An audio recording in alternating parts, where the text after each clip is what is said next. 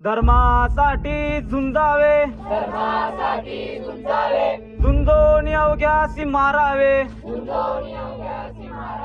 मारता मारिता घ्यावे,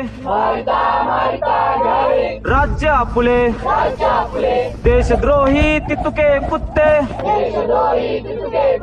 मारो निघालावे परते, देवदास पावती फत्ते, जो धरती संशयो नाही, देव मस्तकी धरावा, अवघा हलकल्लोळ करावा, मुलक बडवावा की बुडवावा, धर्म संस्थेपनेसाठी पुण्यश्लोक छत्रपती श्री शिवाजी महाराज की, धर्मवीर छत्रपती श्री संभाजी महाराज की, भारत माता की, हिंदू धर्म की।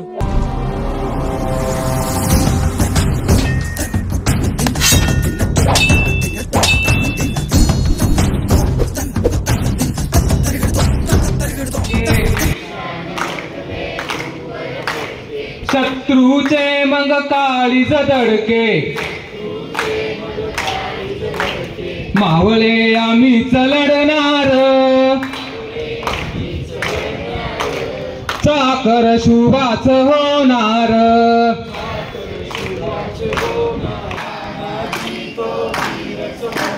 लढता लढता पडला पठ्ठा, तरी नाही धीरच सोडणार, चाकर शुभाच होणार, मोर मोर आम्हीच जाणार, चाकर शुभाच होणार, आम्ही गड्या डोंगरच राहणार, चाकर शुभाच होणार, छत्रपती शिवाजी महाराज की, धर्मवीर संभाजी महाराज की, भारत माता की, हिंदू धर्म की, जय श्री राम।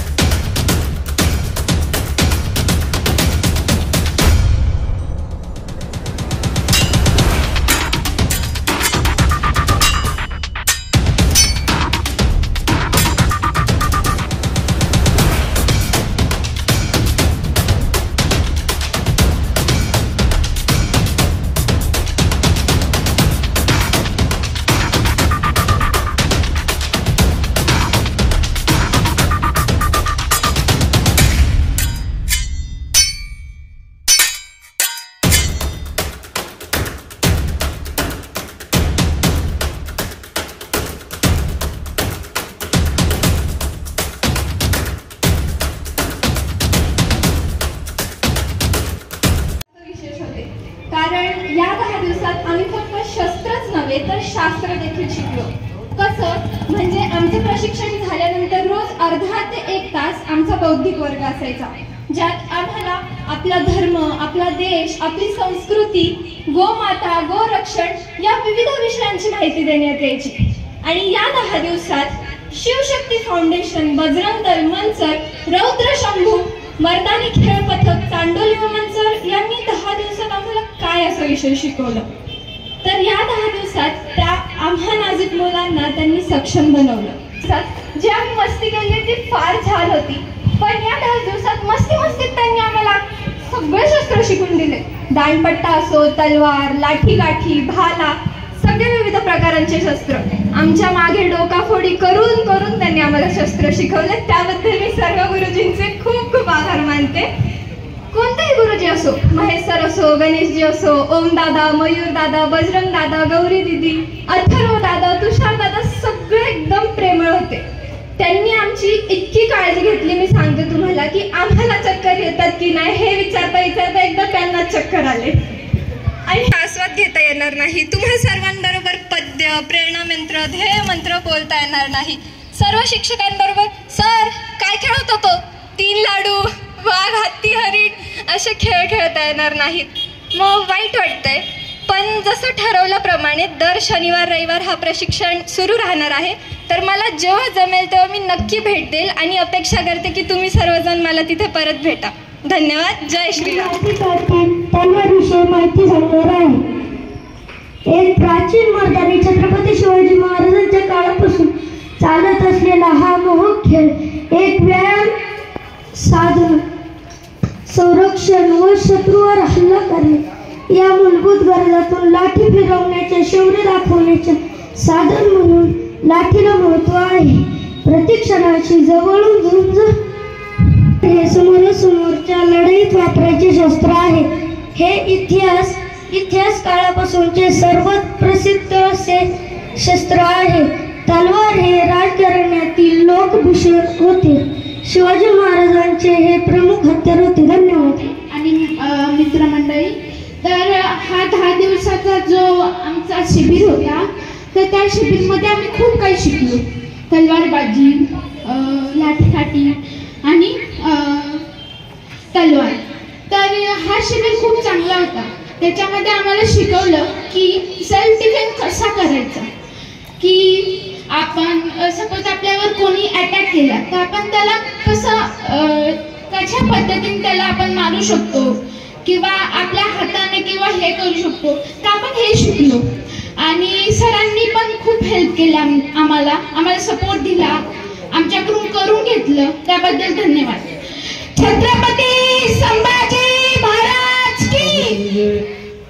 शौर्यकला, इतिहासकालीन युद्धकलेतील शस्त्र शिकवण्यासाठी हे शिबिर आयोजित केले. मी पूर्णपणे 10 दिवस या शिबिराला माझ्या मुलीसोबत उपस्थित आहे. सर्वप्रथम मला तर शिवशक्ती फाउंडेशनच्या सर्व आयोजक जे काही सर्वजण आहेत त्या टीमचं पूर्ण कौतुक करावंसं वाटते. त्यांच्यासाठी सर्वप्रथम सर्वांनी जोरदार टाळ्या वाजवाव्यात, कारण की हे प्रशिक्षण शिकण्यासाठी मी स्वतः माझ्या मुलीला घेऊन बरं का सर पुण्याला जाणार होतो. आपल्या भागात असं काही होऊ शकतं अशी कल्पना देखील नव्हती, पण मनीषाताईंच्या निमित्तानं मला समजलं की आपल्या इथं आपण शिबिर सुरू करतोय. तर आमचा पुण्याला जाण्या येण्याचा वेळ, मी मुलीची शाळा बुडवून ॲक्च्युली तिकडे जाणार होतो, पण किती कौतुकास्पद आहे की शिवशक्ती फाउंडेशनने एवढा चांगला उपक्रम राबवला. आणि त्यानंतर सगळ्यात कौतुक करायचं झालं तर ते जे सगळे मागं बसलेले प्रशिक्षक आहेत ना, ते गणेशजी असतील, महेशजी असतील, अजून बाकी सर्वजण, त्यांचं सगळ्यात जोरात टाळ्या वाजून त्यांचं सर्वप्रथम कौतुक करा. आज त्यांच्यासारखे जर प्रशिक्षक आपल्याला लाभले नसते तर आज आपली ही मुलं ह्या प्रकारे आपल्याला आज प्रात्यक्षिक दाखवू शकली नसती. तर एवढं बोलून मी 2 शब्द संपवतो, कारण वेळेची मर्यादा आहे म्हणून थोडं थांबावं लागतं. आपल्या हिंदू धर्माचं आणि स्वराज्याचं नाव फक्त शिवाजी महाराजांचंच, तर मराठ्यांच्या अवघ्या डोळ्यात झंझावत अंजन घातलेल्या आपल्या श्री राजमाता जिजाऊ यांना माझे शतशः वंदन. सन्माननीय व्यासपीठावर उपस्थित असणारे सर्व मान्यवर, की आपल्या मराठी माणसाची नाळ ही मातीशी जोडलेली आहे. पण बघा बरं, खरंच आपल्या मराठी माणसांची मुलं ह्या मातीला विसरत चाललेली आहेत. त्यांना मातीमध्ये आणण्याचा किंवा त्यांना मातीचा गंध देण्यासाठी आज शिवशक्ती फाउंडेशनने जो ह्या शिबिराचं आयोजन केलेलं आहे आणि त्यांना पुन्हा मातीत आणून मातीतले खेळ दाखवलेले आहेत आणि मुलांना सक्षम होण्यासाठी आणि स्वसंरक्षण येण्यासाठी त्यांनी हा जो काही 10 दिवसाचा छोटासा प्रयोग केलेला आहे तो खूप अगदी त्यांना वाखणण्याजोगा आहे की त्यांची प्रशंसा करणं किंवा ती शब्दात मांडणं हे फार कमी आहे. तरी पण त्यांचे मी मनापासून धन्यवाद मानते. घरामध्ये आपल्या संस्कृतीबरोबर संस्कृती जपणं महत्त्वाचं आहे. त्याचबरोबर ही शस्त्र आणि शास्त्र आपल्याला आपल्या मुलांना पुढच्या पिढीला ही दिलीच गेली पाहिजे. लहानपणापासून जे बाळकडू त्यांना मिळालं पाहिजे ते आपल्या घरापासून मिळालं पाहिजे. ही शस्त्र आपल्या घरामध्ये पाहिजे. ते शस्त्र पूजन झालं पाहिजे. हे शस्त्राचं महत्त्व आपण लहानपणापासून जर दिलं तर त्यांना कळणार आहे. मग ही शस्त्र चालवण्याचं प्रशिक्षण आपण जसं मुलांना देतो तसं आपल्याला पण आलं पाहिजे, करता आलं पाहिजे. आपल्याला त्यांना ते समजून सांगता आलं पाहिजे. नाही तर आपली मुलं सांगतात आपल्याला ही काठी आहे का, ही तलवार म्हणजे काय करायची. आपण फक्त शोभेकरता न लावता खऱ्या अर्थानं काळाची गरज झालेली आता की आपण ही शस्त्र चालवायला शिकलो पाहिजे. आपल्या मुलांना मार्क्स कमी पडले तरी चालेल, पण आपण आजला 3 वर्षाच्या 3.5 वर्षाच्या मुलांना आपण शाळेमध्ये घालतो. नुसतं शाळेत घालून थांबत नाही तर त्यांचे मार्क्स विचारतो 80% पडले का 90% पडले का. ते 90% आणि 80% मार्क्स हे मेन प्रोडक्शन नाही आहे, हे सगळे बाय प्रॉडक्ट आहे. त्याला स्वतःचं संरक्षण करता आलं पाहिजे, कुटुंबाचं संरक्षण करता आलं पाहिजे, समाजाचं संरक्षण करता आलं पाहिजे, धर्माचं संरक्षण करता आलं पाहिजे. आणि हे सगळं कधी करेल तो त्यावेळेला आपण हे संस्कार त्याला लहानपणापासून जर घातले, आपला इतिहास जर त्याला वाचायला शिकवलं, संत तुकाराम, संत ज्ञानेश्वर ही जी ग्रंथ येते त्या ग्रंथांचं जर आपण पारायण आणि त्यांचे संस्कार जर आपण लहानपणापासून आपल्या कुटुंबामध्ये जर घातले आणि त्याच्यावरच आपण छत्रपतींचे जे संस्कार आहेत, छत्रपतींनी जे घडवलं, आज या ठिकाणी बऱ्याचशा मुली आहेत, महिला पण आहेत त्या ठिकाणी. झाशीची राणी आपण पाहिली तर या बऱ्यापैकी ज्या वेळेला त्यांनी लढाई केली त्यावेळेला त्यांचं वय 16 ते 17 वर्षाचं वय होतं त्यांचं. त्यावेळेला त्या रणांगणामध्ये होत्या खऱ्या अर्थानं. पण आपण हे देणं खूप गरजेचं आहे. मुलांची संख्या खूप कमी आहे या ठिकाणी आजला. पालकांनी गरजेचं आहे. आपण लोकसंख्येचा विचार केला तर महिलांपेक्षा मुलांची संख्या आजलाही जास्त आहे. पण कशी कर्तृत्ववान पिढी घडणार तर ही मुलं कॉम्प्युटर खेळत बसलेली असणार, मोबाईल पाहत बसले असणार, टाइमपास करत बसलेले असणार आहे. या ठिकाणी ग्राउंड पुरायला नाही पाहिजे खऱ्या अर्थानं. आणि काळे मॅडम असतील, त्याच्यावर काही महिलांनी सांगितलं ती सूचना होती त्यांची का प्रत्येक गावामध्ये प्रत्येक मोहल्ल्यामध्ये शिबिर होणं गरजेचं आहे आणि त्याच्यासाठी निश्चितच आपण प्रयत्न करू. सहभागी झाले. तसं तर आमच्या घरातून माझ्या वडिलांकडून मला मिळालेलं हिंदुत्व हे म्हणजे माझं बाळकडूच. आणि गेले 8 दिवस भौतिक मार्गदर्शनातूनच गोसेवा, गोरक्षा, महिला सन्मीकरण, धर्मजागरण, लाठीकाठी, तलवारबाजी, दांडपट्टा, भाला हे सर्व मला शिकायला मिळाले. या माध्यमातूनच मुलींना स्वतःची रक्षा कशी करायची हे शिकायला मिळाले. सर्व शिक्षकांनी आम्हाला उत्तम संरक्षण दिले. पूर्ण लक्ष देऊन प्रत्येकाला 8 दिवसात तयार केले. मनीषाताई, स्वप्नाताई, छायाताई, उज्ज्वलाताई यांनी मुलींकडे बारकाईने लक्ष दिले. विशेष म्हणजे उज्ज्वलाताईंनी आम्हाला जर लागलं खुपलं तर लगेच बँडेज आणि स्प्रेची व्यवस्था करून दिली. महेशजी, गणेशजी, बजरंगजी यांनी लाठीकाठी सर्वांना व्यवस्थित मार्गदर्शन केले. मयूरदादा, तुषारदादा, ओमदादा यांनी दांडपट्ट्यासाठी फार मेहनत घेतली. अथर्वदादा आणि गौरी दिदींनी तलवारबाजी शिकवली. असे प्रत्येक ठिकाणी शिबिर झाले तर मुलींना स्वतःचे संरक्षण करता येईल व असणाऱ्या लवजियात धर्मांतरापासून मुलींना बळकटही करता येईल. मी शिवशक्ती फाउंडेशनचे आणि रौद्रशंभू मर्दानी पथक चांडोली बुद्रुक यांचे खूप मनापासून खूप खूप आभार मानते. जय दुर्गा. यशाली जोशी, रीवा पिंगळे, चेतना.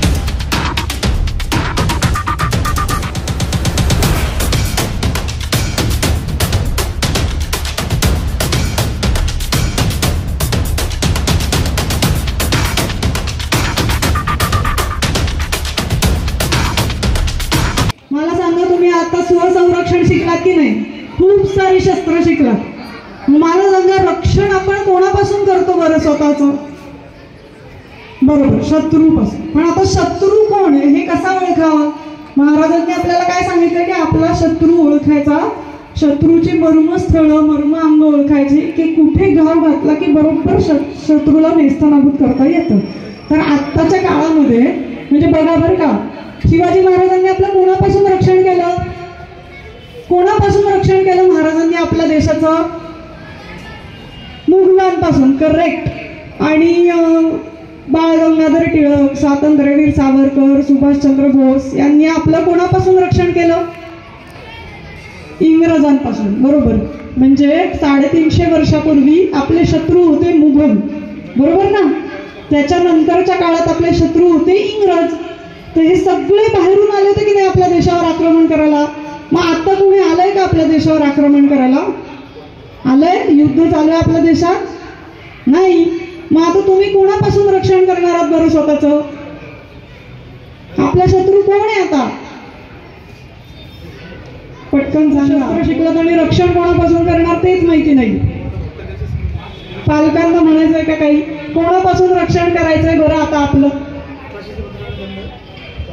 आपलं रक्षण आता आपण आपल्याच देशातल्या दुष्ट शक्तींपासून स्वतःचं रक्षण करायचं.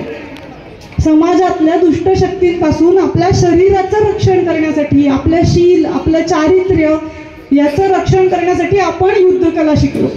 आलं का लक्षात? त्यासाठी आपण शस्त्र शिकलो. पण मग असे तुम्ही सगळेजण मला सांगितलं की नाही शास्त्र पण शिकलात म्हणून, हो की नाही? तर आता मला सांगा, शास्त्रापासून कोणाचं रक्षण करायचं आहे? अजून कोण आहे बरं आपला शत्रू? ओळखा बरं का. बराच वेळ 2 तास झाला ती पबजी सारखा एक छानसा गेम खेळत होती जो सगळ्यांना खेळायला आवडतो. तुम्हाला आवडतो का? अरे वा. पण तिला आवडत होता आणि ती खेळत होती आणि तिच्या आईने तिला सांगितलं की जा बाहेर, तुझ्या 2 मैत्रिणी तुला खेळायला बोलवण्यासाठी आल्यात. मग ती म्हणाली की आई पण मी ऑलरेडी खेळतेय, परत कशाला बाहेर जाऊन खेळायचंय? मग त्या मैत्रिणींना ती म्हणली तुम्ही जा, मी गेम खेळते. मग आईला ती थोड्या वेळाने म्हणली आई मला भूक लागली आहे, आता काहीतरी खायला दे.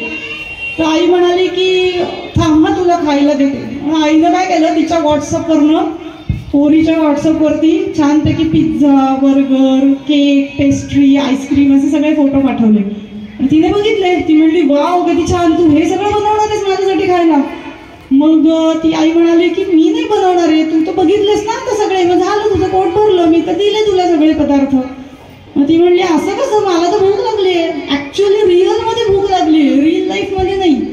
रिअल मध्ये भूक लागली आहे तर तुम्हाला आता खायला देच. मग ती म्हणली अगं राणी, तुला मगाशी खेळायला जायला सांगत होते तर तू म्हणलीस मी ऑलरेडी खेळतीये. पण खरे खेळ कशासाठी असतात? ते आपल्या शरीराचा व्यायाम व्हावा, आपण सुदृढ व्हावं, आपली ताकद वाढावी, म्हणून आपण निरोगी राहावं म्हणून आपण खेळतो. हे खेळ काही खेळ नाहीत काही. तर मग आता तुला जर शरीर बळकट करण्यासाठी खेळायचं नसेल तर खाण्याची सुद्धा काही गरज नाही. तू फोटो बघूनच आपली भूक भागव. असं होतं का? फोटो बघून भूक भागते का? मोबाईलमध्ये पालकांना माहिती असतं की नाही? मग मोबाईल शत्रू आहे का आपला? आहे का? मग काय मोबाईल म्हणताय? आपला खरा शत्रू आत्ताच्या जगात कोण आहे? Social media. तुमच्या समाजाचं आणि संस्कृतीचं पण रक्षण करायचं आहे.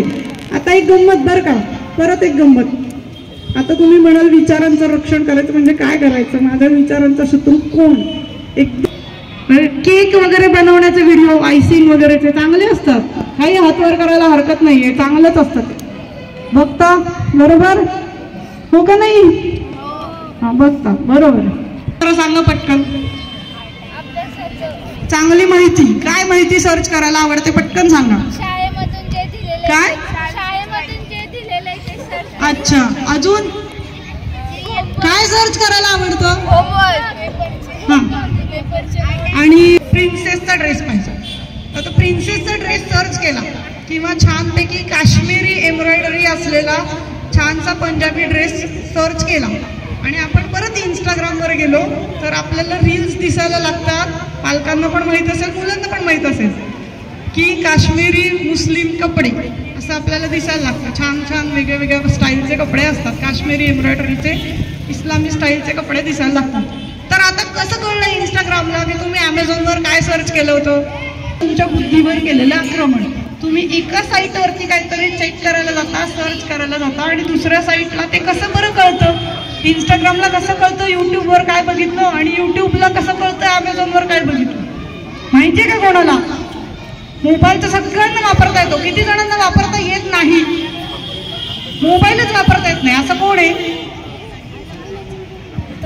तिला पण येत नाही, हिला पण येतो, याला पण येतो. किती वय काय यांचं? 4 आणि 5, 6 मग तुमची बुद्धी एकाच बाजूने विचार करायला लागते, दुसऱ्या सगळे आवडीचे विषय डोक्यातनं निघून जातात आणि सारखं सारखं एकाच प्रकारचं वैचारिक आक्रमण तुमच्यावरती होत राहतं. हे पालकांना आणि सगळ्या विद्यार्थ्यांना माहीत असलं पाहिजे की हे मोबाईलचं अल्गोरिदम आहे, हे सेट केलेलं असतं.